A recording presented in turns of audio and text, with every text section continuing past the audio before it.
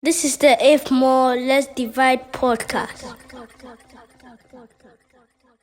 Yo, guys, Charlie, what you go on? This is the If More Let's Divide podcast. Another week, another episode. And bits by bits, we are getting to the end of season 3, and we thank you for rocking with us. And as usual, introducing the none other. Today, I'm not going to call him Frederick. What they happen? Brah! Chaba, why they like Fred? Fred be so generic. Fred is a diminutive for Frederick. Yeah, but it could be Winifred, it could be Wilfred, it could be Alfred, it could be all kinds of Freds. Yeah, but And Winfred, no good. yeah. So I like to draw that distinction. Yeah, okay, cool. Charlie, what they go on? Chai, bro. I mean, Yeah, try bit by bit, step by step. We are getting to the end of season 3. yeah. It's moving fast. Yeah, Charlie. Season, But we're enjoying every bit of it. yeah, the 12 is a banger. Charlie, Yeah. no wahala. Yeah. Like imagine 22 episodes. Charlie, what was wrong with us? Youthful exuberance. Youthful exuberance in the podcast industry. Yeah. But Charlie, we learned sense quick and we had to adjust. And Charlie, yeah, Fred, Charlie, on today's episode. It's going to be emotional. It's going to be, revealing. Of course. It's going to be, and we are going to go through, different moods and all that because of the topics that I know that we are going to touch on with this Of course. amazing person. I met her a few years ago. She makes the best tozafi, and anytime I'm in Tamale, Make sure you. yeah, her man is my G. Okay. And the last time I was in Tamale, we touched base, and for the first time, I tapped into what she was doing, like amazing work. And I'm like, yo, the next time you're in Accra, I think you have to come and rock with us on the podcast. Yep. And For some of you guys who your girlfriend send you to the store to buy some things, you feel you're too macho. Yeah. This episode is for you. Yeah. So without further ado, help us introduce Blessilla Na-afoe Kandoh, a health interest lead at NORSAC and a development practitioner. Chai Blessilla, what they happen? What's up? A day. My daughter will say a day. So Yeah. Oh, you have a kid already? Yeah, You have Charlie. to. Yeah. Oh, wow. 2 kids. And why are you wearing a boo to our show? Is there a bun in the oven? I'm just feeling the rich auntie vibes. That's all. Yeah. Rich anti vibes. We love it. The fabric says it all. Yeah. It looks rich. See? Cool. What's up? I thought you would bring over some tozafi, so we enjoy. Yeah. Unfortunately, I came on Tuesday, so Yeah. it would have gone bad by now. Yeah. So when are you going back to Tamale? I leave tomorrow. Oh wow. And what did you come to Accra to do? I came for a number of meetings. So the first one, the Ministry of Gender was convening a meeting with stakeholders to review the adolescent pregnancy strategy. Hey. Yeah, which was in place for the past 5 years. And so there's a review process going on, and then they needed stakeholders' input. So You guys are trying to get more adolescents pregnant. No, we're actually trying to prevent more adolescents from getting pregnant. Yes, so we came to look at the suggestions by the consultant and also based on the practicalities that we see on the ground to make some suggestions into the goal, the mission, and the strategies that we can employ to ensure that we are able to minimize, if possible, eliminate The adolescent pregnancies. Teenage pregnancy? Yes, teenage pregnancies, so that at least we don't want to leave any girl behind. And pregnancy at that early stage seems to be one of the things that limits young girls from pursuing their education and their potentials. Yeah. So we came to do that. And then today I had another meeting with the CSO, so the civil society organizations working to achieve the sustainable development goals actually have an umbrella called the CSO's platform on SDGs. And so there's a coordinating body that coordinates all NGOs or CSOs that are working towards achieving the sustainable development goals to ensure that we are putting together our efforts and tracking our progress towards the SDGs. And so today was the annual general meeting for that umbrella, which I participated. And then tomorrow morning, I'll attend another meeting before I leave for Tamale. And so you remember that we did a lot of campaigns on the sanitary pad tax. The most recent one was last month during the budget hearing. And so we are going to have another meeting with AGI, FDA, and GUTA, and other stakeholders to look at the next steps now that government has said that they are going to remove taxes and levies on local production. And so we want to talk. We want to sit down and talk. What does that mean? And how can we ensure that at the end of the day, this will translate to the cost of sanitary pads so that we can have affordable sanitary pads and girls can menstruate in dignity. And in peace. So so I came to do a lot in 3 days. So usually this isn't how we start, but you just zoom in straight, which is a vibe. I like that vibe. Very professional, unassuming from the person sitting there to the person I'm listening to now. I come for you over me. So, 2 questions. Yeah. Back in the day, and it's still a thing. They say giving birth at a very early stage in your life is best. Now I look back, I gave birth late. Fred doesn't. Fred's not got a kid yet. It's always good to give birth early, health-wise, and also you get to grow with your kid and all that. Why are you now stopping people from giving birth early? My grandmother gave birth when she was a teenager. I know so many people who had babies when they were 18, 19, 20. So why is it different? Like, you have to have a job, you have to have a standing, you have to be okay in life before you give birth. Like now, in the current state of the world, 30 cry, you are still finding your ground. Yeah, 40. 40. Boss, a lot of unless you belong to the government, you work for the government. So why are you encouraging people to wait? So I'll take it from 2 angles. Okay. One angle, which you talked a bit about, is the fact that our grandmothers and our great-grandmothers gave birth at an early age, and it was okay. And it's the reason why in some communities or some societies, this is still a practice. But then you also agree with me that times and seasons have changed. Yeah. You would agree with me that if you look at the lifespan of men and women, it has changed or reduced as compared to our grandmothers and our grandfathers, our great-grandmothers and our grandfathers. If you look at the risk of diseases and all these chronic and incurable diseases, things have changed that have to do with our environment, the food we eat, and all these changes that are going on. And so things are not the same. People are not as strong and healthy like they were before. And so this is just to help ensure that girls are waiting till they are healthier and stronger to bring more children into the world in a way that does not affect them. And like I said, it's 2 ways, because we are looking at their health, but we're also looking at their empowerment. And so health-wise, a lot of girls now are facing a lot of complications when they do have children early. And let me just clarify, per Ghana Health Service definition, early pregnancy is pregnancy that occurs before or by 19 years. And so once the pregnancy is not before 19 years, it is not considered as early pregnancy. And that is because of the psychological nature of the adolescent's body during that time, not being fully prepared to carry a child to full term, or even if carried, there might be further complications, which we do not want to risk. And so all we are saying is that wait when you are ready. Also because now most girls get pregnant at that stage, and it becomes something that limits them from advancing. They get pregnant and that's it. They are either unable to go back to school, sometimes even unable to engage in any skill or any activity that can give them some form of income or empowerment. Back then, it was known that the man was the sole provider of the home, and women also had their responsibilities. But now it's not the same.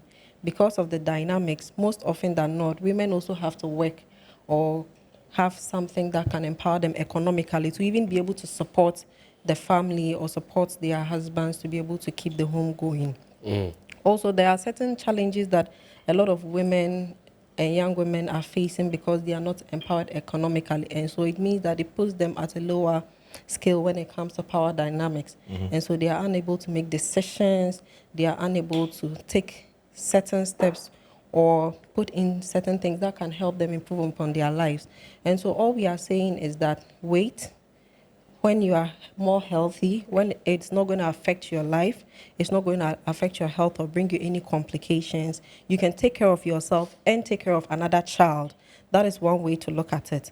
The other way is also because we see the challenges that a lot, like I said, they are unable to go back to school. They are unable to do anything. Some are unable to even get into a skill, and they become a burden. Now, in some communities, the moment you get pregnant, it means that once you are pregnant, it means you should go because your family does not want to take that burden. And so they give you off to the man who impregnated you or his family. And most often than not, these girls are not getting the right care and support. These are some of the girls that move down south in search of other opportunities and come and do kaya and all that things, which puts them at a risk of a lot of other challenges. And so these are the two ways to look at it. And so it's much, much better to wait when you are healthy, and not just healthy, but also even more economically empowered to be able to take care of a child. You're saying that our grandmothers were living longer, but they were, because Mutombo was saying that they were giving birth early. Is there any actual data, research, to give us a distinction between why our forefathers or grandparents seem to be living longer than what we seem to be seeing these days? Because it's so scary. I don't remember at any point in my life where I've walked past this many young people, 30, 29, 40, all kinds of health complications passing away. I'm just trying to say that, or ask if there's a correlation between them having healthier babies at an early age and therefore Living longer, or now that we're giving birth much later, the things that we're passing on, all the impurities has entered the human body, and now you're passing it on to your children. Well, I don't have data off the top of my head, but I know that there have been some research that have been conducted into healthy living and the high rates of mortality now. And you realize that a lot of them point more to lifestyle. A lot of them point more to the environment, and a lot of them point to the pollution or the increased pollution and contamination we have in the environment and even with our foods. And so you would bear with me that even now, if you go to the villages, like the very typical village, if you go to your village, you would find your grandmothers or great grandmothers living up to 98 or 102. Sometimes you would even see 111 years. And but then in the towns, you wouldn't see that anymore. But then you also go to the communities and you see that these old women, they cultivate their own food and they eat it. They have more organic food production fast food, than we do. The fast food, we rely a lot more on processed food. Even the vegetables we buy from the market, a lot of them have a lot of chemicals in them. And sometimes yes, and sometimes even how we manage and treat these foods before we consume them is another thing. But of course, once you are producing it and it's more organic, you don't even have to worry about treating it or anything before you eat because it's all natural. And so these are some of the reasons which some studies have been done to show why back then they were living longer than us. I think some years, I've forgotten his name, but one of the health ministers for Ghana tried to bring this initiative because he went to another country and he said he would hardly see them going to bury someone. Like for a very long time, someone had not died there. And that was because of the... And then he tried to bring up the whole campaign of healthy living and all that. But of course, once he was no longer there, it didn't continue. And that's why a lot of organizations, even Ghana Health Service, keep promoting the Good Life, Live It Well campaign and all that to see how we can go back to cultivating. And of course, we talk about climate change. We talk about its effect on our environment, even on our health and all that. There's a lot of things that are contributing to that. It's not just about the children. And I don't think that it's because they were giving birth to healthier children. We also give birth to healthy children, but we do not. I think it's the practices, the lifestyles we are living, and then the kind of environment we keep. And so we are dying quicker because we are not taking care of ourselves. Yeah. Lately, Charlie, yeah. sorry for cutting you. Like the fast food is killing us. Trust me. KFC. Like Oh, for sorry. the it's true.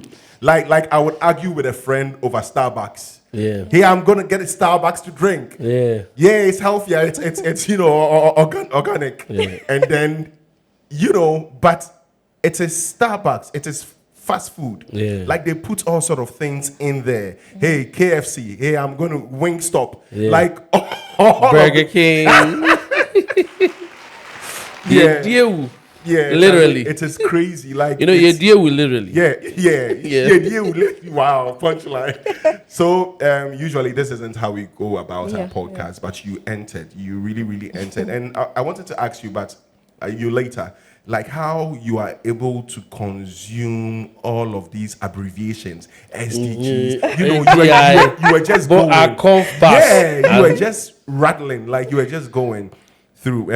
I know you grew up north. Yes. Can you tell us a little bit about how you came up, how you grew up? Maybe that would help us understand why you are doing this work. Okay.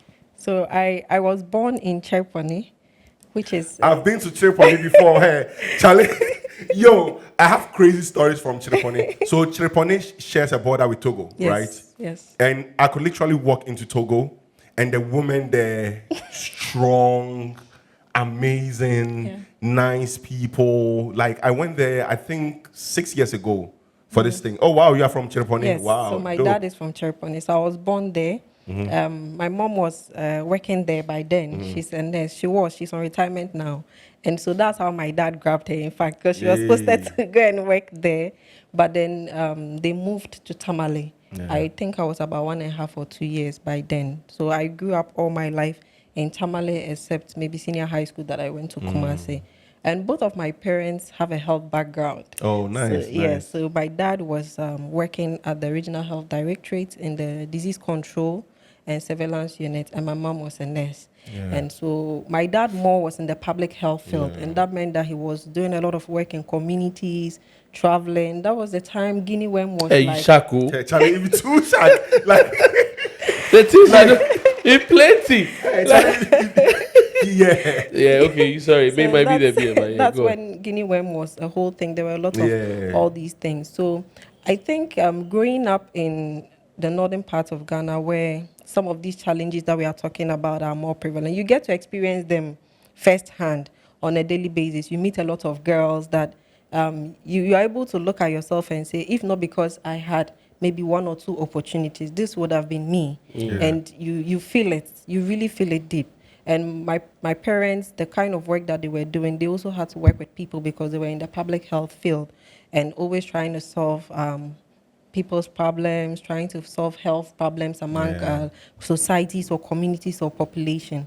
So I believe that their work also gave me a bit of insight into this community work and development work, because they had to do a lot of work in communities. And my dad was one who would always share his work with us and his materials. And I was very close to my dad, so I was always getting involved in his things. Is Tripoli Akan? No, you lost. I lost, rough. It's up north. Yeah, It's the at the northeast tippy region. top. Tippy Yes. top. But what does the name sound? Akan. Tripoli. Yes, Cherponi. Yeah, It's Chiriponi not- sounds. Yeah. It's But it's like the northern.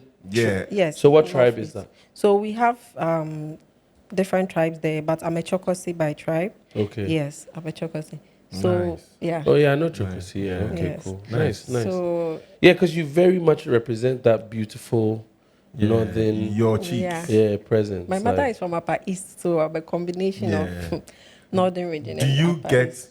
compliments about your cheeks? I do, but interestingly, when I was younger, I was rather being bullied with it. Oh. So I was very insecure about my cheeks Yeah. because growing up in primary school, people always want to tease you with something. Trying to flip. And I know, right? Your cheeks like bull fruits. That was That's what I was going to say. Bull fruit. And so I was always bullied for my cheeks and my skin color. Yeah. Your black face like charcoal. So that was like, as a young girl, a kid, it kind of tore me down. It took me a while to accept myself for who I am and be me. And I like the fact that I am confident in myself now. And people see you and they are like, oh, we like the fact that you maintained your color. You are still the same like we knew you. And now people are happy to see you being still dark and not, bully you or tease you. So that's much better. Yeah. Me, apart from my speech, like back in the day, I don't know if you remember, Martin Forrest, I used to stammer, like my stutter was serious. Apart from my stutter, I don't think people bullied me in any way. Me, if you bully me, I'll beat you. Yeah. Because you Straight, are because tall. I'm strong. And you are tall. People fear the tall people. Yeah. So, what work are you doing now, and who are you working with? And I'm saying this because of the interesting conversation we had when I was in Tamale a few weeks ago. Yes. Yeah. So I like to call myself a development practitioner because we are here to see how we can, as change agents, contribute to sustainable development change in our communities and our society. But I work with NORSAC. NORSAC is a national NGO that has its headquarters in Tamale, but we work across northern Ghana and other regions across Ghana. We currently actually have a space in Accra, so we have a team that operates from our Accra office, and then we have our head office in Tamale. We have a regional office in Wale Wale that also serves the Upper East, Upper West, and the Northeast regions of Ghana. So what are some of the things that you do? Currently at NORSAC, I'm the health interest lead.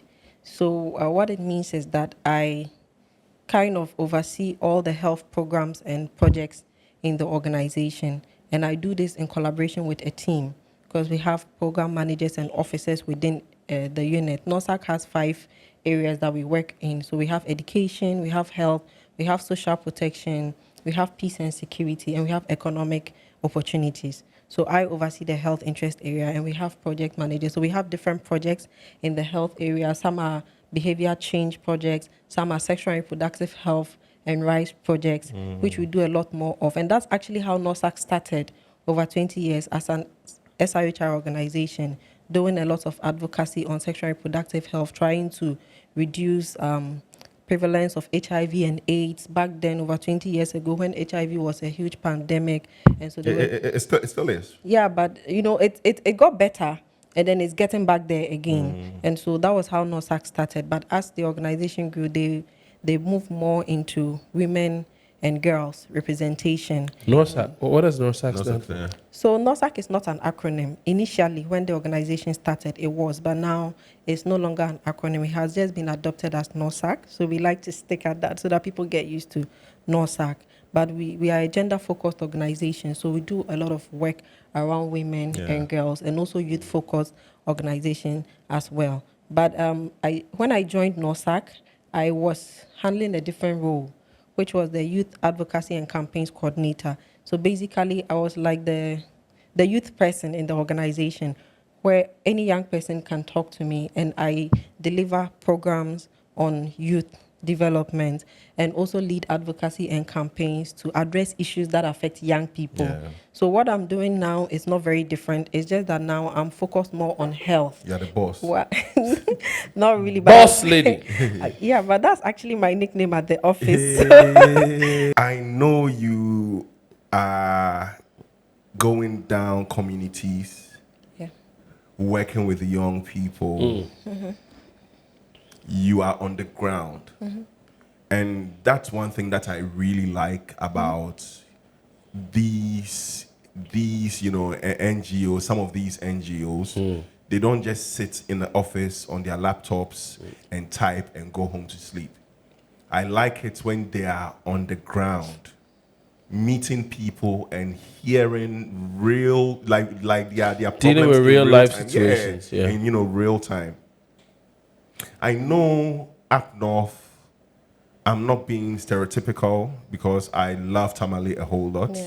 I've been there so many times, I know up north is they are still, getting there. Like,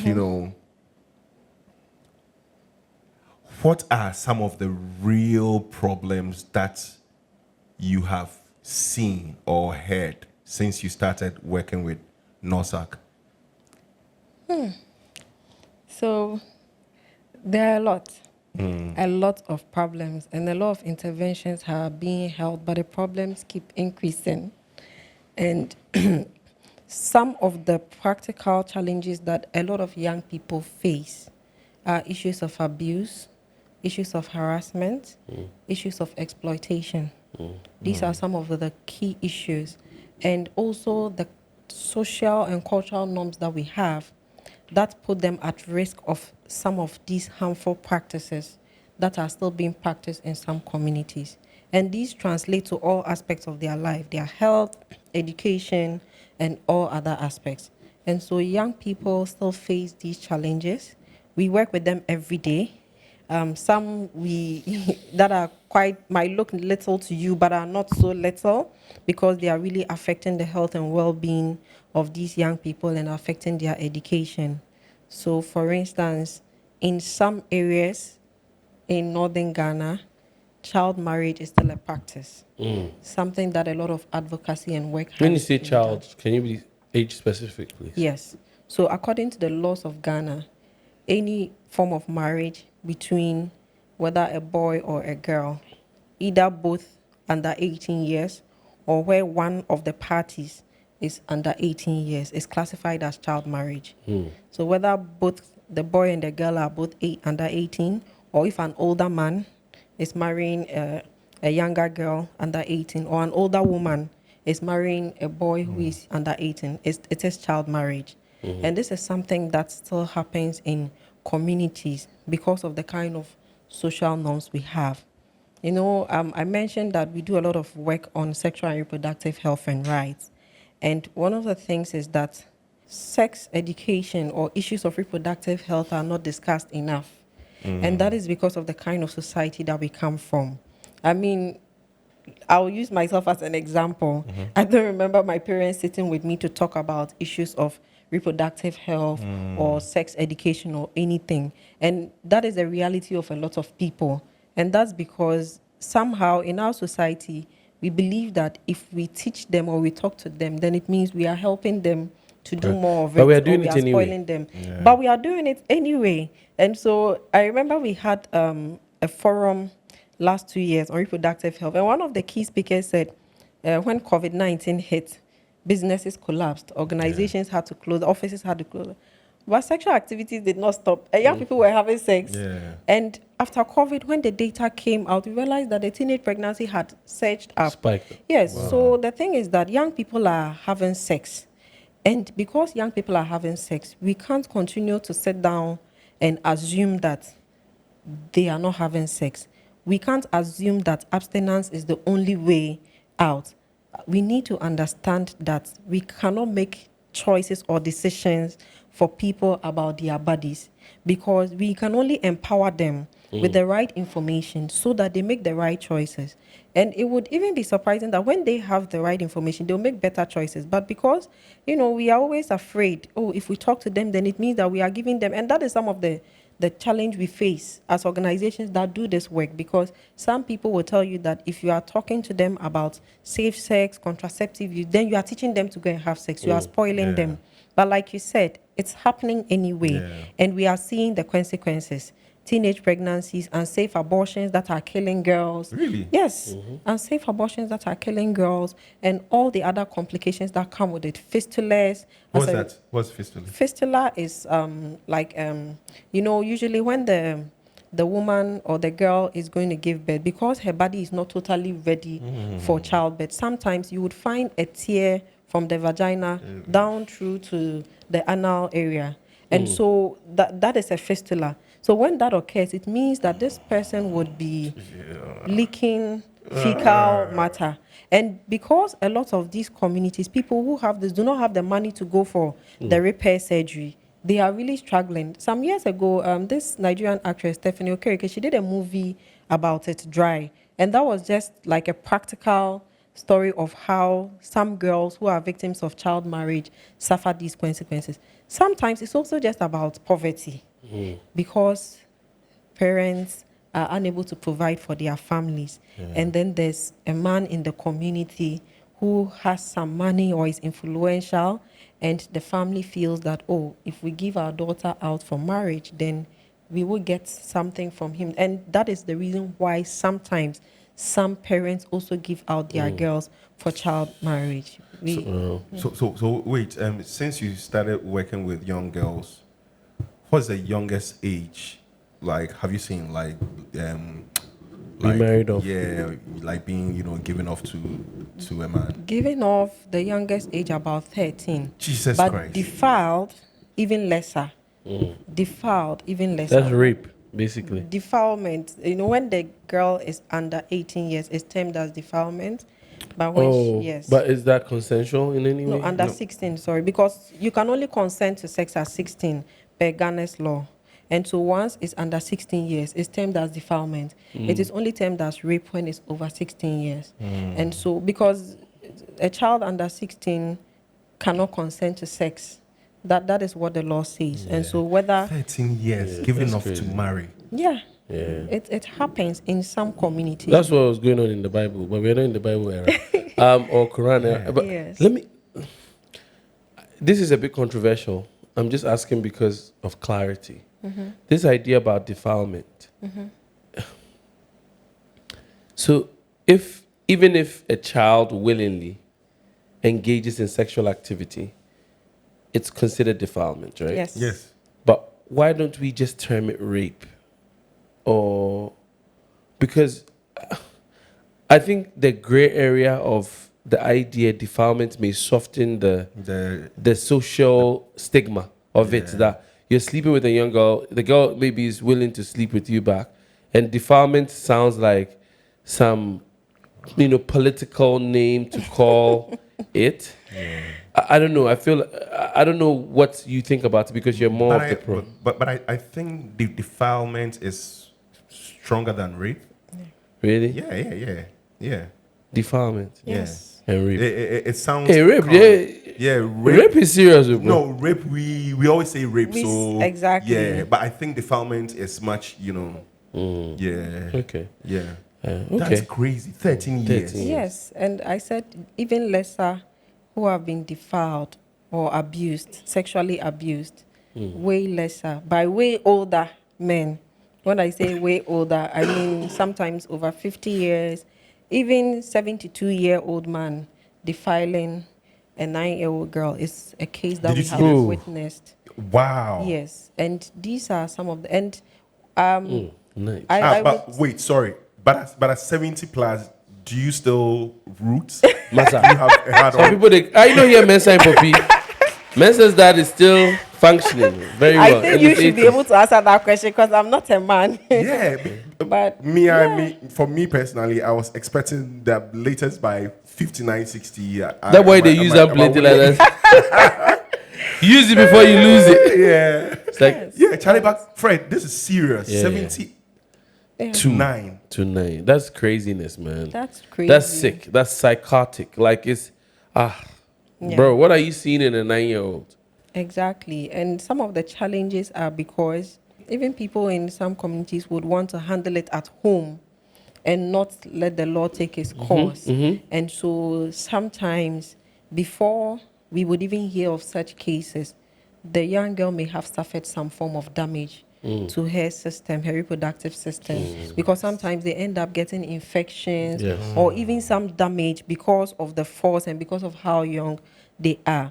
But I would say that there have been progress because of the work that NORSAC and other organizations are doing, because now we seem to get reports a lot more. And that's because we are also doing a lot of advocacy and awareness for people to know the reporting channels and mechanisms that are available, and also empowering people to speak up more. We do a lot of work with girls as well to empower them to speak up, but also with communities. We do a lot of community engagement, educating them on some of these practices, helping them to shift some of the norms, not to change all, but to shift some to more positive ones. and also building their capacity on how to address some of these things. Because sometimes some of these communities, people don't even have information on the laws. People are not even aware in communities that there's a law that says that a girl or a boy under 18 years cannot marry. And if such a person is caught, the person can face a sentence. People don't know. And so sometimes we have to educate people about the laws. And we are seeing progress because in some communities, even traditional leaders, religious leaders are working well with us and reporting and taking action when some of these things happen. Initially, they will try to solve the issue at the chief's palace. Now the chiefs are understanding that such cases cannot be solved. It's a legal issue. So it has to go to DOFSU. Then it will be handled through the right channel. Some are being very proactive and collaborating with the service providers to do all this. So it means that we are making progress, but there's still a lot of work to be done because these things are happening almost all the time in communities. Girls are still being abused, girls are defiled, girls are harassed, exploited, even in the schools.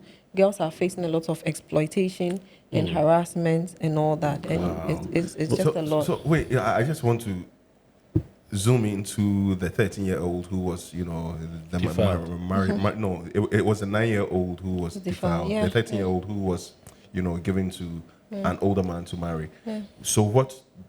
Were you able to stop it? Do you do anything, or Yes. did you? So with that particular incident I mentioned, the man was an influential person in the community. Wow. So that was why the family, Like, because it was an issue of also. poverty, he has money, and sometimes when you give your child out to such a person, it means that the family's problems in quotes are solved.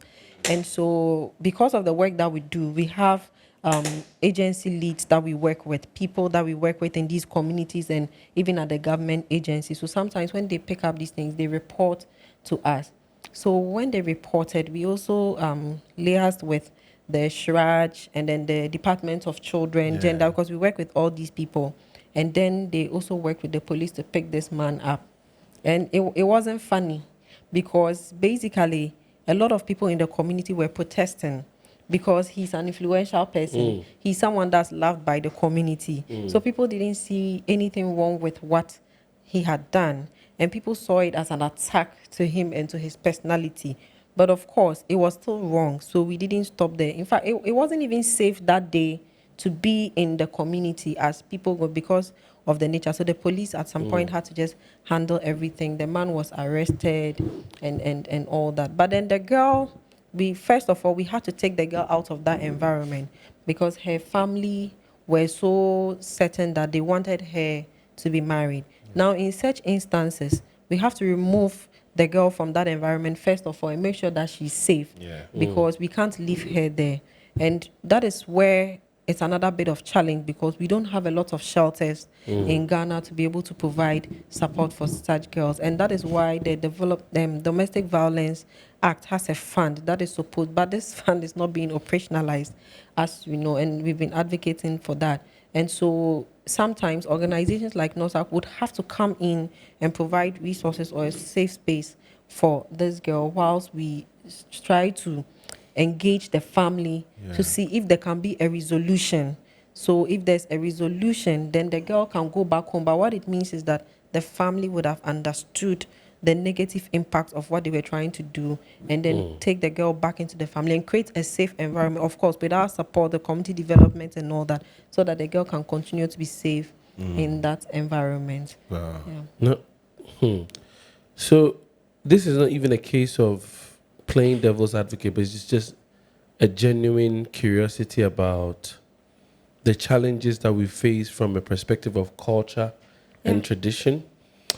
You're talking about a 70 or an older man who is a influential person in his community. Obviously, the people in the community think he's an upstanding citizen, that he's dignified and all of that. And then there's a practice of bequeathing your child to an older person for marriage because of economic, traditional, cultural reasons.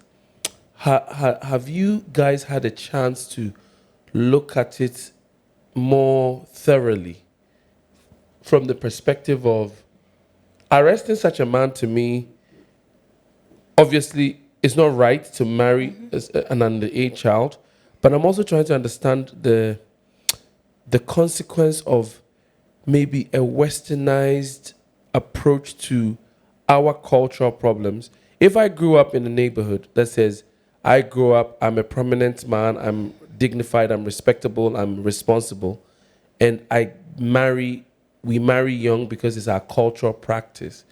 Is it really criminal behavior, or is this something that has been it's a consequence of socialization? So we need to correct those things and have a different approach rather than arresting people that have been unfortunately socialized like that. Because from his perspective, he probably doesn't think he's done anything wrong, and that's why the community people don't think he's done anything wrong. So it's a comprehensive approach. Like I said, that is one, because we need to keep the girls safe. We need to keep other girls safe. But in all these communities, we do a lot of community engagement. We do a lot of awareness creation, advocacy, and campaigns. We do a lot of engagements with community leaders, traditional influencers, and we have model families and then volunteers that do all this work for us. And so we try to do all this engagement, like I said, first of all, to even create that awareness and empower people with more information on these laws, to empower people on the negative impact on the adolescent girl or on the young person. We don't just go in and arrest. It's a whole process. And also we try to work with these communities to look at a community-led approach, like I mentioned earlier, shifting social norms, because we are not here to change our cultures. We are not here to change the kind of values or norms we have. But if we have norms or values that are also in turn harming our young girls, we sit together with the communities and we guide them and work with them and allow them to modify, or for lack of a better word, shift some of these norms in a way that we still respecting our values, but not also putting the lives of our young girls at risk or harming them. And so it's a whole comprehensive approach. We have different strategies, but in some instances where you need to act, then we need to also come in and do that. Wow. Yeah. I'm shook. Yeah, Charlie. It's crazy. This is a dark space to be in psychologically, knowing that young girls, Charlie, some 13-year-old or a 72-year-old man finds a 9-year-old attractive, and still goes ahead and does, you're talking about like this, what did you call it? Fistula. Charlie. So, again, I mean, I'm a man. Mutombo is a man. Fortunately for us, we're in the South, where a lot of this has been toned down. Yeah. But what can we as men generally do to help create more education? I don't even want to say awareness, because you could be aware of something and be ignorant of it at the same time. But the education that requires you to understand the inhumane nature of wanting to sexualize somebody who is significantly underage from you, that you shouldn't see that as a sexual attraction. Like, what can we men do? Because we talk to ourselves differently than you, maybe coming from advocacy standpoint. Yeah. You have a seminar and you speak the way you speak, it can be intimidating. You're very knowledgeable. But somebody like Mutombo and myself, what can we do to enhance your work? So you can be positive role models. And so in the development space, we have something called positive masculinity, where men are leading change, men are change agents, and they are leading advocacy on some of these issues. Because most often than not, some of these things are seen as women's issues, but they are not women's issues, because men have daughters, right? And you wouldn't want your daughter to certainly be defiled by someone else. So what it means is that as men, it's a collective decision by all men to contribute to creating that safe environment by educating fellow men, creating awareness, like you are doing. You are using your platform to give information to people. And that is something very good that you are doing, which so many other men can do. Even knowledge acquisition about these things, because sometimes you need to know what is happening to even be able to help or contribute to addressing it or challenging. But not just seeing it as a woman's issue, but seeing it as everybody's issue, because we all make up the family, we all make up the society. And I will always say this, every man came from a woman. Yeah. So at the end of the day, a woman's issue is your issue as well. A lot of men will most likely marry. A lot of men will most likely have a daughter or a niece or an aunt or something. And so sometimes just picture, if this is happening to my daughter or my aunt or my sister, how would you feel? And that should tell you that we need each other to be able to do this work. And so even in the communities, now what we do is that we don't just go there to empower women. We don't just go there to talk to women or give them information. We talk to men and we talk to women, sometimes separately, sometimes together, because there are some things you cannot discuss with men and women all together. Sometimes you have to discuss, and sometimes you can come together. And that is just to empower men as well, because we definitely don't want to leave women behind, but we don't want to leave the men behind as well. So we need to all come together to support. Now, when these men are empowered, they are able to help these women to make better decisions and stand up for, because in these, especially when you go to the most typical communities, decision making mostly lies with men. So it's the reason why mostly men are perpetrators of certain acts and mostly women are unable to speak up, because they are more economically empowered, they are more educated, they have more resources and all other things. So they always make the decisions. So often than not, women will always be at the back. And so men also supporting to empower women. It means that we are giving them more opportunities, more information, more knowledge to be able to speak up, to be able to make better choices, even to be able to understand that I have the support of my husband or my father or the men in my community, that if somebody abuses me and I speak up, they won't say I'm lying, or they won't say, oh, I'm a bad girl, so nobody's going to believe me. But to know that men are willing and able to support and listen to women and give that necessary to support for us to be able to address all these issues. And I think when we start that way, we'll be able to make more progress. Two questions. How daunting, I don't know if daunting is the right word, but how daunting how daunting is your job? Do you love your job? Like, and yeah, like I am, Fred, I'm shook. Like, it'd be crazy. How shit daunting she's is doing. this? And do you sometimes feel that your life is in danger because you go into the communities, you stop these things, you actually impede someone's, move? Yeah. Do you Someone's orgasm. Yeah.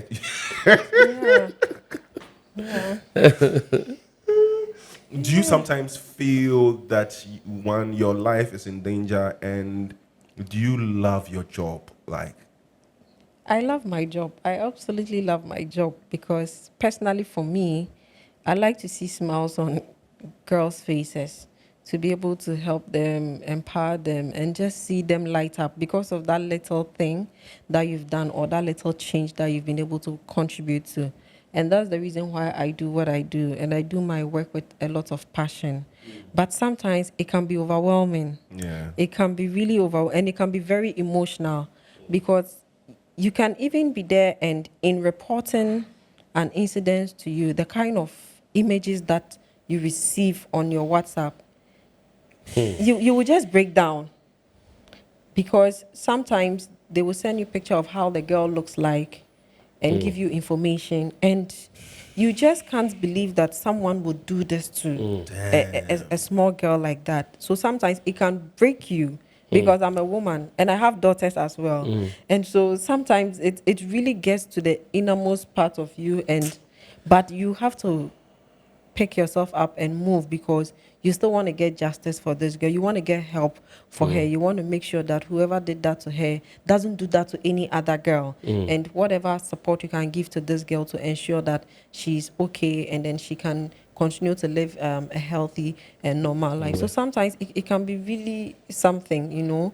and I haven't gotten to the point where I don't want to do this again, but I have gotten to the point where sometimes you just break down and cry. Or sometimes I end up boring my husband a lot, because I come home and I'm worried, and I'm so I'm just talking You're about how I'm so disturbed by something, and I just wish I could do more like that. And he's helpless, because he doesn't also know what to do to help. And so this job, this job, it's there is only one thing to do. it can be really Comfort really, yeah, but it can be really really emotional, and you need to be really strong and passionate about this kind of work to be able to continue doing it, especially when it comes to issues of sexual and gender-based violence among very young people. Yes, but in terms of safety, sometimes it can be a bit.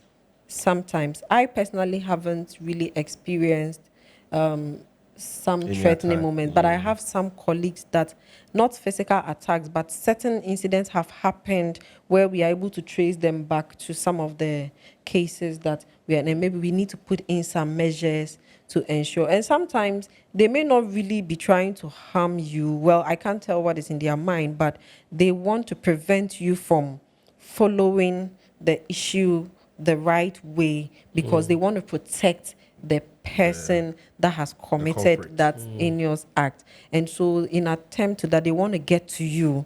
And of course, you can't tell what they would do if they Yeah. still get to you and they are not able to get what they want. And so, of course, there's some level of risk there. And so it's not 100% safe, but we still do it because we don't want to leave any girl behind.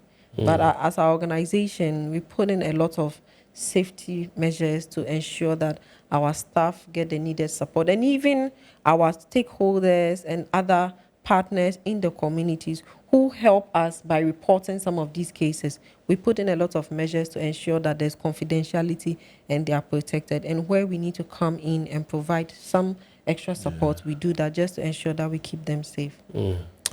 You were saying earlier, I love that you feel safe and you're still passionate and you're going for it, trying to alleviate some of these challenges we have culturally. But earlier, you said something that I'm curious about because I've had a personal,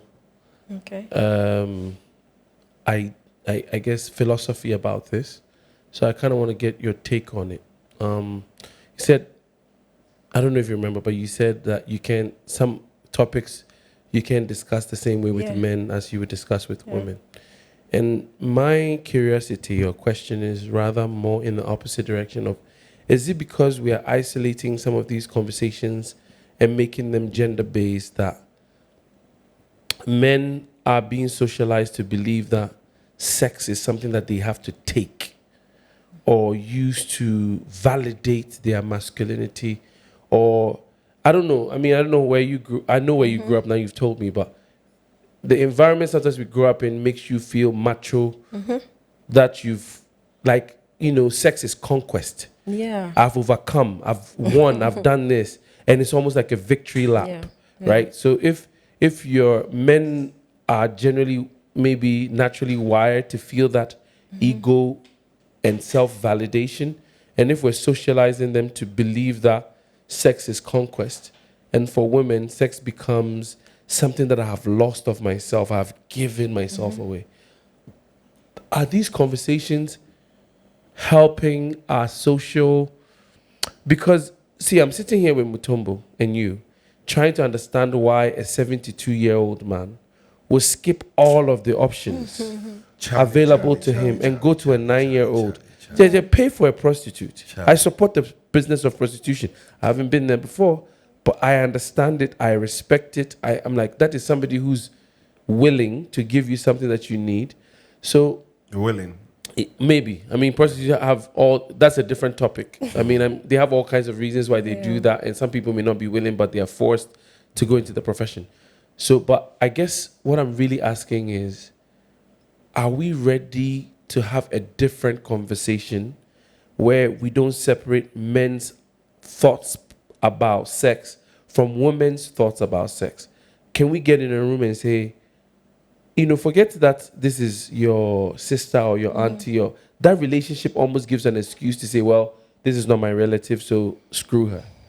Can we have conversations about these things where we can educate ourselves to understand that sex is supposed to be a joyful thing, not something that you impose, take, destroy somebody for?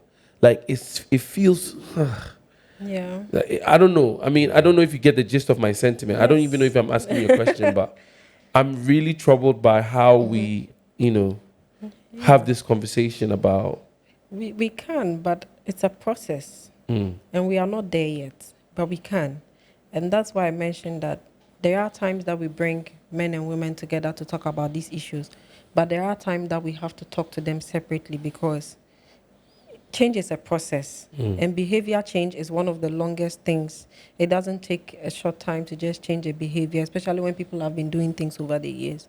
And so even in some cultures, you wouldn't find men and women sitting together at occasions. Yeah. There are some places you go, the men are sitting at one side and the women are sitting the at one back, side. yeah. And if you are trying to have certain conversations, the women will not be able to air out, yeah. yes, and I've speak, seen and that. because the men are there. And so we also understand the context and the dynamics, and we understand that we have to also take it a step at a time, so that we don't already go to spoil what we want to repair.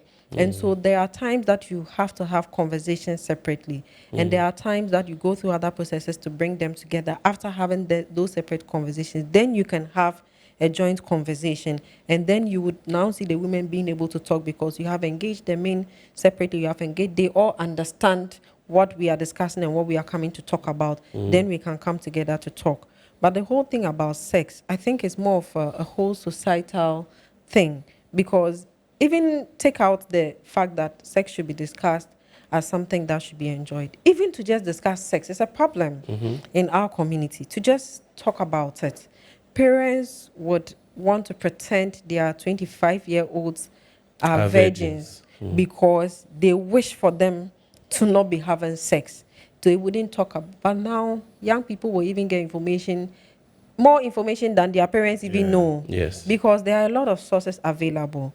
And so for us in this work that we do, we try to talk to parents, we try to talk to community and traditional leaders, we try to engage stakeholders even at the national level and all that, because we believe that we need to start normalizing conversations about sex and reproductive health.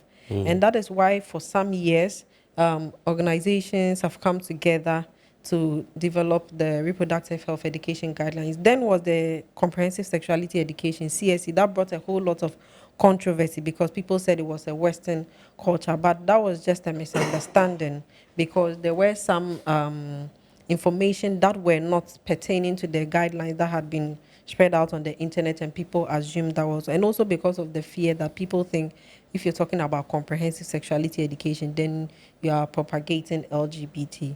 But then, of course, when you go to Rome, you do what Romans do. So the guidelines are more contextualized to our setting within what is acceptable. But then what we are saying is that we need to start talking to young people about sex at a young age, but with age appropriateness. And so there's information that you would definitely give to children in primary 1 to 3. You're not going to be giving the same information to children from primary 4 to 6. And you're not going to be giving the same information to children from JSS 1 to JSS 3. And so this was supposed to create that guideline so that these conversations can start to give young people information at the right point so that they can be comfortable. And even in homes, you realize that even when people grow up and they are married, they even have challenges talking about sex because of the lack of sexual education or opportunities to talk about sex. Because it's like if you talk about sex, then you're a bad person, you're a bad girl, you're a bad. My mom never spoke to me about sex. I think the closest thing she did or she told me one time, I remember her friend was in the house and I had just walked out of the bathroom and they said something along the lines of, "Hey, me baby, that you obi prime in bow." You know, and that was it. That was it. That's the closest. Like, you know, of course, she would tell me to go and shave and all that. My mom died when I was 17. You know, I was in SS2, so I was old enough. My mates were having sex. You know, but I had sex way after secondary school. But no one spoke to me about sex. My mom, my grandma, no one spoke to me about To sex. this day, no one has ever spoken to me about sex. Everything I know. And Fred, why though? Because aside eating, I think sex is the next thing that we think of. We even think of sex more than the food you Of are going to eat course. in the evening. Because the food is more frequent Yeah. and more guaranteed. The sex, Yeah, so why are rare. we not talking about it? because I think that we have socialized it to make it an immoral thing. Yeah. And a negative, like you are bad, you like, if a girl likes But there sex. is a twist to this, right? Yeah. We brag, like we men, we brag amongst ourselves Yeah. how dope we are. Yeah.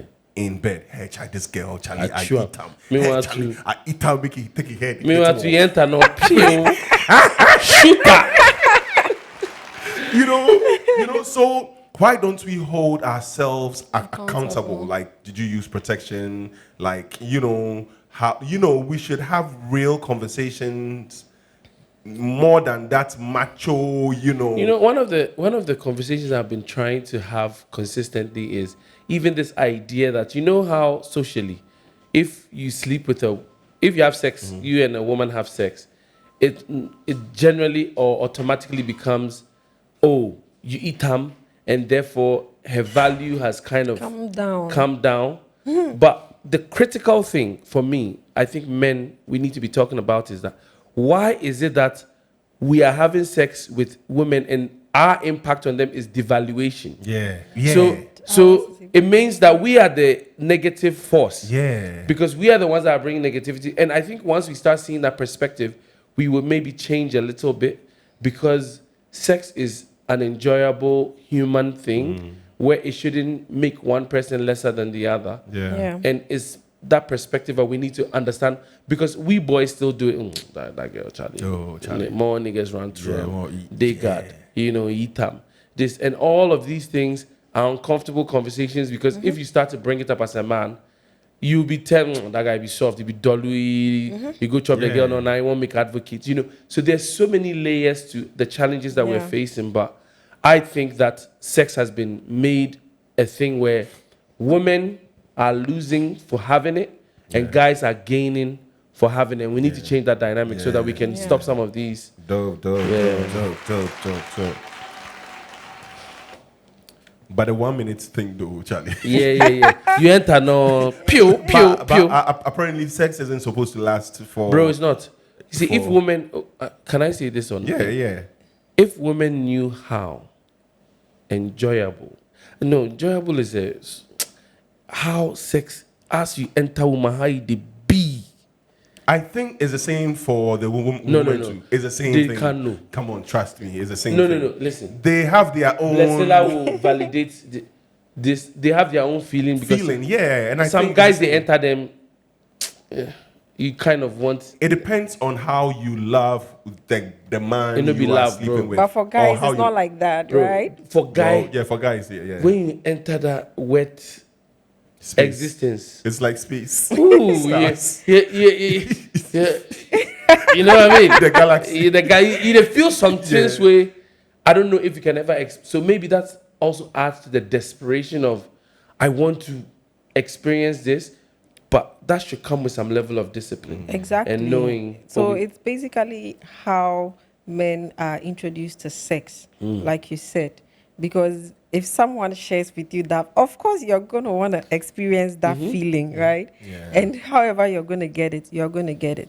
And so I believe that if these conversations were being had, like we are saying, some of the conversations go deeper than what we are just talking about. Yeah. And these conversations would even be able to guide guys to think of better and safer sexual practices, and also for women, and also empower women to be able to negotiate sex much more better. Because like you said, it's become like a thing. If a girl is in a relationship with a guy and sometimes the guy is pushing for sex, she's unable to say no. Because once I'm in a relationship, I have to give sex. Yes. That is what we believe. It's your duty. And yes, That's how it's so been if the portrayed. man wants sex, no. And that is why when the guy is ready to have sex and then the lady says she's not ready, he's either giving attitude or eventually forces her. And for the lady, she'll say, oh, the first time he forced me, so after that, I just let it continue. Or he starts seeing someone because, oh, this girl says we should wait before we get married, so I'm getting it elsewhere and all that. So I think the whole lack of conversation around sex also has pushed a lot of guys into having those thoughts. Because of course, sex is fun, it's nice, and if you are doing it well and if you are doing it right. But then how many people are having sex because they are ready to? Or they are just having sex because people had sex at this time, or people said this and they are having it. What is their end game if they want to have sex? Are they just doing it because it's a thing? Because I'm at this age and I should just do it? This conversation is dope. Like, I think it's a very, very necessary conversation that, that has to be had. Yeah. And I think that not just men, I think even women. Yeah, women. More for women. Yeah, in fact. we should start. More. There's something I want to say when you're done. Speaking, more openly about sex. Yeah. Fred. I'm going to look in the camera to say this generally because I care about young people. I care about boys and I care about men and how we have an impact on society and how we affect the women that we love. The truth is, I think I was lucky as a young person to be have my way around where me and the women around me or girls around me had a good relationship. I never had to feel any type of way about it. But I just want to say this to the world. Sex has to be a mutual thing. Yeah. That is the only time that it's actually fun, passionate, and exciting. Yeah. It cannot be one-sided. You as a guy cannot feel like you have to negotiate your way. Have some pride. Even when a woman is telling you no, that's good enough for you to pump your brakes and say, you know what? She doesn't want me now. That's okay. I'm going to step away. And when she wants me, I will come. Because having to take something, you have to feel like a thief. That's how I see it. Yeah. A woman who's saying no, oh, I'm not ready, and you are just trying to force your way because of your ego, you have to feel some level of, like if you be guy, you think you're cool. Part of that cool has to be, I get it because she wants it, not because I take it. Yeah. And not too many of us know that vibe. I think you should be able to lay next to a woman butt naked and if she doesn't want it. And I feel that we growing up we have all been wrong at a point before because we didn't know much. Like when you made mention of like forcing a girl, not forcing, but negotiating, trying to find your way to get what you want, and all that. Oh, let me just put the head in. Yeah. Let me just brush. I know, right? Small. Back in the day, I would say, oh, brush. Let me just brush. Yeah. You touch it small. Touch it small for me, Yeah, but that was us when we were young. Our parents didn't talk to us about sex. There was no internet. And all that. We were finding out info the hard way. Now there is the internet and all that. And you could basically find everything, on there. So I think that, like what Fred is saying, you have to listen to whoever you are dealing with. Yeah. I think, that's it. Bless, you came to Accra a couple of weeks ago to protest, not protest, to demonstrate, advocate, or to fight for the tax-free sanitary pads. Yeah. Why the stand? Why not? So me, I have. I mean, I don't know if what is free in this world. Life. Yeah, but what is free in this world? So are you sure? How has it been like this fight for tax-free sanitary pads? It's been a whole interesting journey. Like a lot of us NGOs and CSOs, we do a lot of work in these communities. So we meet girls with practical realities or challenges where in some communities girls have to miss out on school. Averagely 4 times in a month because they are in their menstrual period and they do not have access to is it 4 days? Quality. Averagely. Average. Okay. Yeah, 4 or 5 days. And so they do not have access to quality sanitary products to be able to manage their menstruation very well. And so they are unable to even be in the school environment. We see girls missing out on so many other opportunities. We see girls even being taken advantage of by men engaging in transactional sex because they would need some money to buy sanitary pad, something that's very basic. But I said, why not? Because why shouldn't sanitary pads be free? Because menstruation is a biological process. It's something that no girl decides whether she wants to menstruate or not. Just by being born a girl, it means that you will menstruate unless otherwise there is a peculiar problem or a health issue. But once you are born a girl, and that is the start of your reproductive age. Once you start menstruating, it means that a girl has moved into her reproductive age. And interestingly, now girls are getting there much more earlier. Girls could start The menstruating food. at 14, 15, Yeah, it's the now fast food. as early as 9 years. Yeah. In fact, yesterday, one of our colleagues at the meeting mentioned that her daughter started her menstruation at 9 years and sometimes even at 8 years. And so we believe that how do you charge, well, I don't want to say charge, but of course, how do you charge an 8-year-old girl? Yeah. Because the sanitary pads that are being sold, they have a lot of taxes on them. And these girls are a lot of the people using these pads, and they have to buy them. Yeah. And they are paying taxes for what? For bleeding. It just doesn't sit well. Yeah. And so the whole campaign and the advocacy is just to say that it is actually inhumane. And I think the Speaker of Parliament even also said that it's a cardinal sin to tax sanitary pads. And so basically what we've been doing over these years, and more profoundly this year, these campaigns have been going on for long, but this year, like I said, all the CSOs sort of came much more together. The platform has been there for years, but a lot of people have been doing their own work. This year we said, look, let's come together. So 28th May is World Menstrual Hygiene Day, celebrated globally. And so we decided to come together and put all our resources and our human resource, financial resource, logistics, everything together to have a more profound campaign. And so we had a series of advocacy campaigns and engagements, and that led to the engagement we had a few weeks ago at Parliament. And so those were some of the things that we were actually advocating for.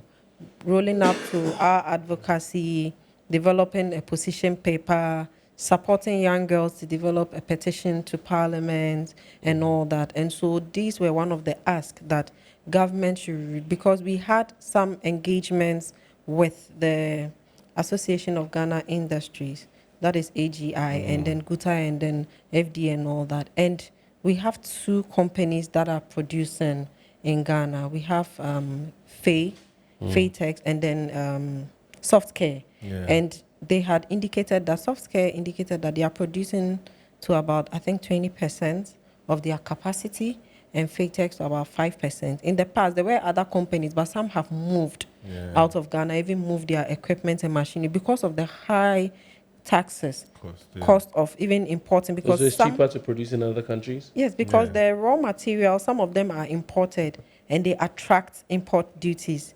Then there's all these VAT taxes and levies on all these products. So before they even get to production, the cost is so high for them to even produce to meet the capacity that they can produce. And that has led to the increasing cost of sanitary pad, making it more expensive. The producers are unable to produce more.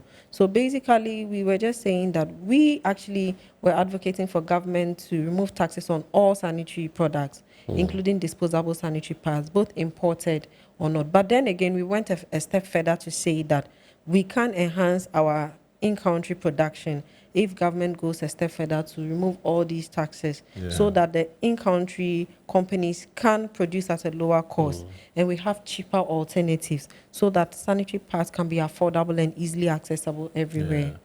But Faytex is very big, right? Faytex is it still big? Well, it's mostly used during childbirth. yes, but some use it. It has a lot of cotton lining. Yeah, So yeah. it's people. So you see, people will use different brands based on their flow, based on how comfortable they feel wearing it. I personally know some people who even use diapers during their menses because they have a much more heavy flow, and if they use the typical sanitary pad, they will soil themselves. Exactly. And so people would have to explore different, depending on the absorption rate, the kind of flow, and how comfortable they even feel when they are using these products. Before my actual question, There was one time, middle 2000, I went to Labadi Beach and I was swimming. I will never ever forget. And for me, I swim. So I would go farther in and, come back and all that. On one of those trips, I was going to, coming out, taking in air, going back down, and something just entered my mouth. Like something just entered, but I'll never ever forget. I was with Pain and Kakra. May they rest in peace. Something just entered my mouth. Full. So I spat it out, and because I was going towards the shore, it was here. I think it got stuck on my chest. I stood up, and it was a used sanitary pad. But I mean, salty. It was salty. So it was a used sanitary pad. I would never ever I can forget. imagine. Now in my mind, how long has it been in the salt? Salt kills. Yeah. How long has it been? Is it new? Was it still bloody? Am I eating someone's blood and all that? So yeah, that was just by the way. What do you think men should know about menstruation? Like I said, first of all, men have to understand that it's a biological process. So it means that every woman would menstruate. She doesn't have a choice. It's something that once she gets to the reproductive age, she will start menstruating. And so it's up to us men to not stigmatize women during their menstruation. Because then, growing up, a lot of boys used to do that. If a girl experiences her menses, maybe she's not even aware that's her first menses, and then she soils herself. Then they start giving her a name, They start teasing you or calling you names. But we are coming to the point where men should be able to offer support. Yeah. Men should be able to even provide a sanitary pad, if possible, if they have one available to a girl who needs one. They should be able to. I say men should keep it. We should But keep. have one for your back Aside our towels and our hangers, we should also put. Nobody can be in your bag. Sanitary pad just in case someone calls me. Hey, please, do you have a sanitary pad? I know, but it can be in your bag. So, I personally move around with a sanitary pad. Yeah, because you're a woman. If I don't need it, because I know my cycle.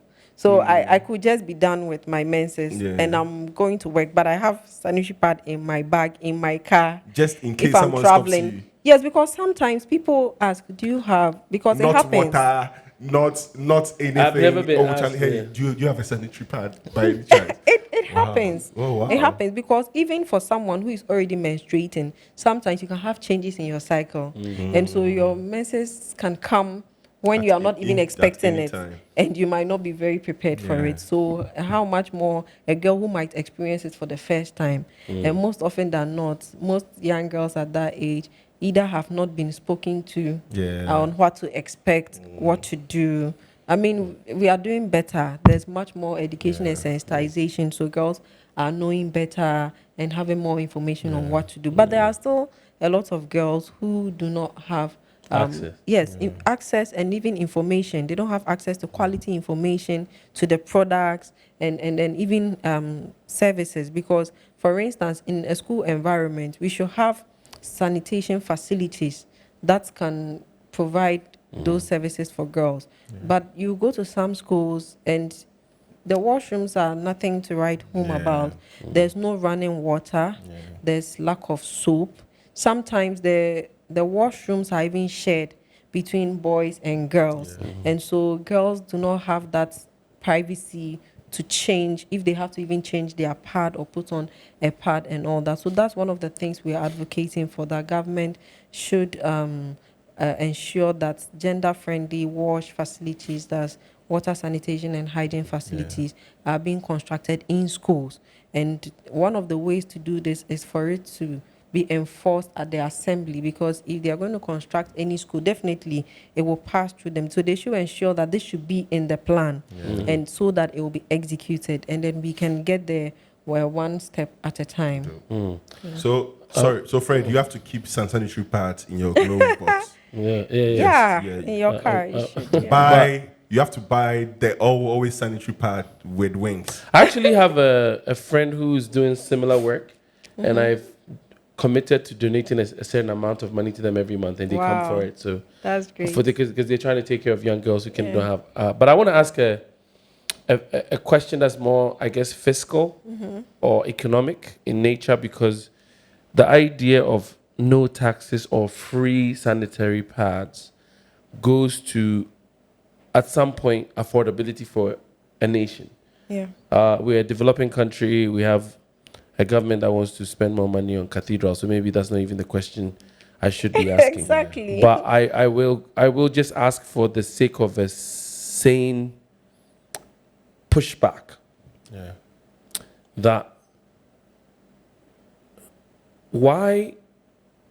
how do we decide what has to be free, and at what cost and expense do we make those determinations based on the country's needs and for the general population to all feel included in the decision-making process of who is benefit? Because, okay, we're pretty much split down the line, 51% women, 49% men. If there's a product that is free being provided for one group and not the other, how do we account for it? How do we justify it? And how do we say that I'm a working man, my money is being put towards this, even though I may decide to never get married or be involved in anybody's lives like that? That it's uncouth almost to say this, but as a single guy who is minding my business, how is that my responsibility to pay taxes that have to go towards somebody's biological needs? When, if I have biological needs, let's say I'm born with some type of defect or health issue, that I don't get free assistance from the government if I need to go get my stuff checked on a regular basis. Yes. So I think we look at it this way, that menstruation is not just about the monthly bleeding, but it has a lot of impact and cascading effects on girls and young women. And of course, like you mentioned, it may not be a biological process that men do experience, but one way or the other, there is an impact. Even if as a single man, you decide not to want to move on to have a family and so maybe children, but you have a sister, you have a mother who is either still menstruating or was menstruating before she gave birth to you. And so somehow it will be very challenging for a man to take himself out of the whole biological process of menstruation and say, I am not affected by it, because one way or the other you are. And it is due to that biological process that you are even here, because menstruation actually signifies a very important process in the reproductive health of a woman. And that is why when you do not see your menses, you are worried, because it's two things: either you are pregnant or you have a complication or a condition that is not positive or that is not healthy.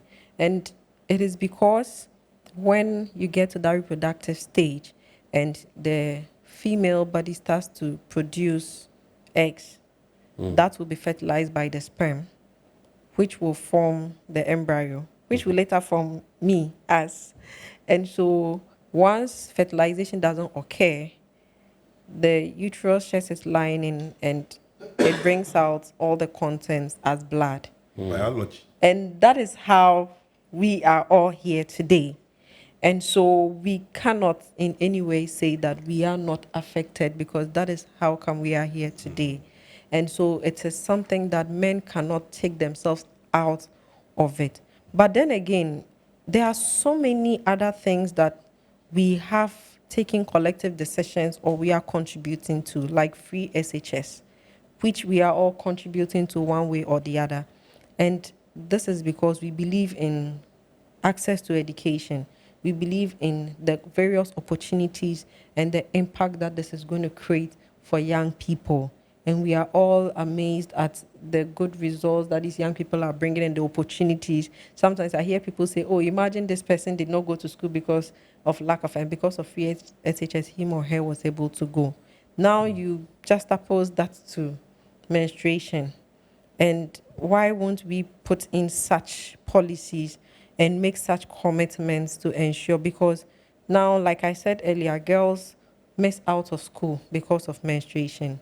What of the ignorant person that will ask the question that free SHS benefits the entire population, but menstruation is just singling out a particular gender?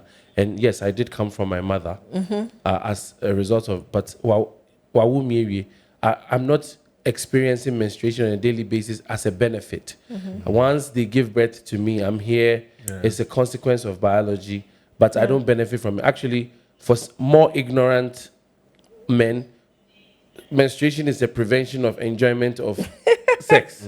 So we might be looking at it from a different perspective. How do you respond to them or educate them to understand what you're really deeply saying, that menstruation is a general Everybody's issue. everybody's issue? Yes. And of course, that's why we are doing what we are doing. Like, you have this platform. You want to make a particular change. You want to empower people and contribute to something, because people face other challenges and you don't just see it as their problem. You see it as a collective thing and you want to contribute to that. And so we all have to realize that the society, like we always say, it takes a village. We are all together. Something affects all of us in one way or the other. Now, menstruation doesn't just stop at the monthly bleeding. Like I said, a girl misses out on education for a particular number of days in a month, in a term, in a year, because of lack of access to quality products and services for menstruation. At the end of the day, there is a cascading effect on the community, even on the nation, because one, if this girl is unable to continue her education, to be able to engage in something economic or productive, there's certainly going to be an effect on the economic growth of the nation. And so sometimes we need to see all the linkages and all the connections that are there, to not just isolate these things as one, but Yes. cascading effect. Two, if girls are, as a result of not having hygienic products and services, being at risk of infections, what it means is that they are going to have more complications. Resources are going to be spent to either treat them, lives may be lost, so many other complications may be felt. How about those that are being taken advantage of by men because of access to sanitary pad? Then we are coming back to where they could easily get pregnant as teenagers, and that also has cascading effects. School dropouts, complications, health complications that could even lead to loss of lives and all that. So we need to see, unless you break it down and take all the linkages and see all the cascading effects, then realize that, oh, it's not just about bleeding every month after all, but there are roots, and the roots link into so many things and so many ways. And until we speak more, we sensitize more and help people to appreciate all these linkages and all that, so that people understand that, look, it is not just about helping girls to menstruate dignified every month by providing pads, but we are also preventing all these things that have an effect on our economic growth, that have an effect on our health. Because if you don't have a healthy nation, how are they going to work to even contribute to more Of course. taxes and economic growth for the nation? Food production, we need more healthy people and all that. So there's a cross-cutting effect on all these things. And until we start seeing it that way, we are just going to see it as a woman's issue. But it is not merely a woman's issue. It is all of us our issue. Now, you talked about usage of taxes, and you said something, and I laughed because, of course, if we can allocate resources for a national cathedral, why not? Well, when COVID came, we had a COVID levy. Now, it's still being charged on almost every product that you buy. But then where is the accountability? What is it being used for? We can rechannel some of these resources into providing free sanitary pads and also subsidizing them, so that at least girls in areas where they do not have access can have free sanitary pads, and other people can also afford them, because it will surprise you that even people who are working, sometimes within the month, find it difficult. They struggle to buy sanitary pad. Now, average Food crash. yes, sometimes people are working because there's a lot of other responsibilities and other things, and sometimes even cost of transportation. Everything is increasing, utilities, everything. And at the end of the month, you are either left with so little or almost nothing. And there are girls that are working, and if they tell you they struggle to buy a sanitary pad, you look at them and be like, oh, you'll be surprised. But these are realities. And so if they are much more affordable, then everybody can buy. And if they are free, especially for more emphasis on the marginalized, free, because they cannot even afford. Even if a sanitary pad is 5 cedis today, there are still some girls in communities or some families who will not be able to afford it for their daughters or their girls, because there are families that still live on less than $1 per day. Yes, in Ghana currently. And so the campaign has a lot of collective ask, advocacy ask, here, there, so that at the end of the day, we are still solving the issue from all angles. Dope. You are fighting for the abolition or the abolishment of tax sanitary pads. Yeah, you don't want tax-free. it to be taxed and also free. Are you also advocating for the use of, you know how mothers and grandmothers were using their amonsins and all that? I think that was cheaper. You could reuse it. It was safer for the environment. We're talking about the pollution and with the disposable ones. like if it was a thing. Like, I don't think what happened to me at Labadi in 2005 would have happened. Yes. Yeah. Are you encouraging people, especially the not so well-to-do, young people, young and old, to also look towards the use of, in quote unquote, amonsins? Yeah, with caution. With caution. Yes, with caution. And I say with caution because the materials that we use for the reusable sanitary pad can also be a high risk. Some use cloths and all that, and some of them are produced with harsh dyes and all that. And so I said with caution because for organizations that are promoting reusable sanitary pad, they often try to do a lot of research on the kind of materials they use to produce this reusable sanitary pad and try to have a cotton lining in between to protect the girl, of course. And I know that they try to go to the FDA to get all the approvals and all that. And so you see that a lot of organizations are even teaching girls to sew reusable sanitary pads and donating, and those are much more sustainable options than continuous donation of disposable sanitary pads. And of course, like you talked about, the environment as well. So I think people have also been encouraged to go into biodegradable sanitary pads. I think there was a team of young people that came up with one that they were producing out of, I don't know whether it was banana or plantain peel. Yes, yes. And that so was what I was. Yes, it was biodegradable. But back then, our grandmothers were using yes. that. Yeah, but I think they are still a very young group of young people. They haven't been able to scale up. And of course, that's why we keep advocating for the in-country companies as well, because they need to be supported by government to also scale up and meet the capacity that we need in-country as well. But one of the other challenges with that is also with issues of hygiene. That's also another challenge. And so usually for organizations that do engage girls with reusable sanitary pads, they try to sensitize them on safer hygienic practices. But interesting, in some communities, they even struggle to get clean water. Some have, but they even struggle to get soap and all that. And so it's a mix of feelings around the reusable sanitary pad, because you do not want to reintroduce infections to girls. You do not want to put them at more risk, because even during your menstrual period, you are at a higher risk of contracting infections than any other period. But of course, this is one of the ways that girls are being. And so our advocacy is not just even on the disposable sanitary pads.